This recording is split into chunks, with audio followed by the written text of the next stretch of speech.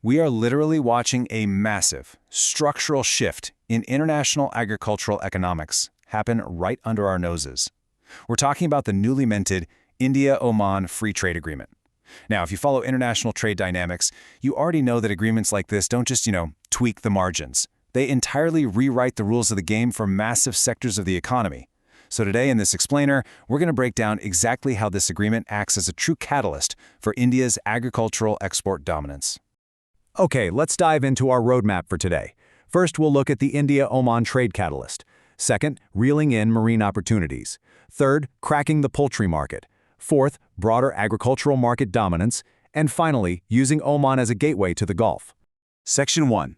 The India-Oman Trade Catalyst, setting the baseline for a new era of trade. To really grasp the overarching significance of this agreement, let's look at what industry leaders are saying.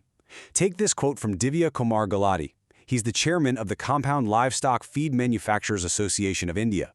He says the India-Oman Free Trade Agreement is a significant boost for India's agriculture, poultry, livestock, and marine export sectors.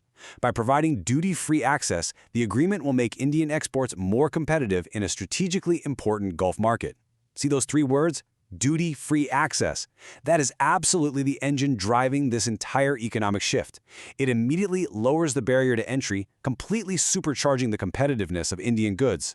And just to wrap our heads around the scale we're dealing with right out of the gate, look at this staggering figure, $553 million. That's the value that India's agricultural exports to Oman are projected to hit in 2025. I mean, we're not talking about some small emerging partnership here. This is a massive existing relationship that has essentially just been given the green light to expand without the friction of border tariffs. Move it right along to Section 2, reeling in marine opportunities, visualizing untapped potential in seafood.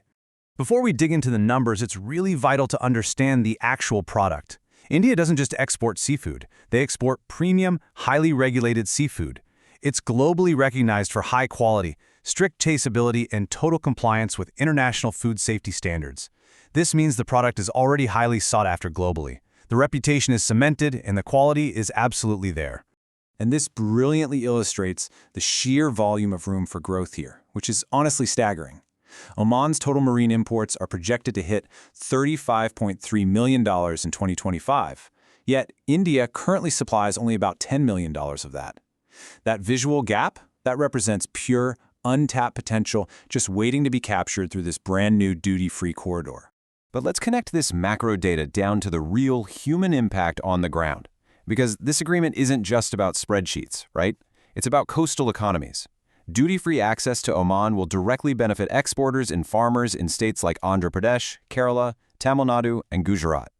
This deal gives these regional seafood exporters a much stronger platform to expand their businesses, hire locally, and inject foreign capital straight into their local coastal communities. It's a real game changer for them.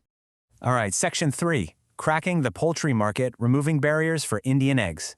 So the crucial point in this sector is this number right here, 5%.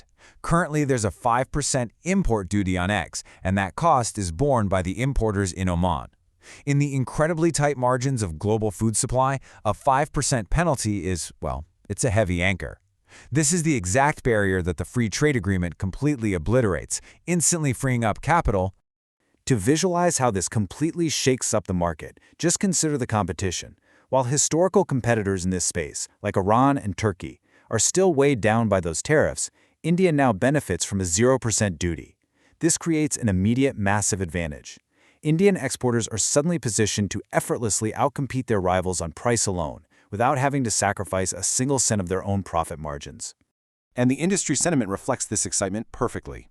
According to Valsan Parameswaran, the secretary of the All India Poultry Exporters Association, Indian poultry exporters are eagerly expecting Oman to start issuing significantly more import permits for eggs following this agreement. They know the demand is going to spike, and they are gearing up for a major surge in volume. Section 4. Broader agricultural market dominance. India's footprint as a trusted food supplier. As it stands right now, India already commands a deeply impressive 17.8% of Oman's total agricultural imports.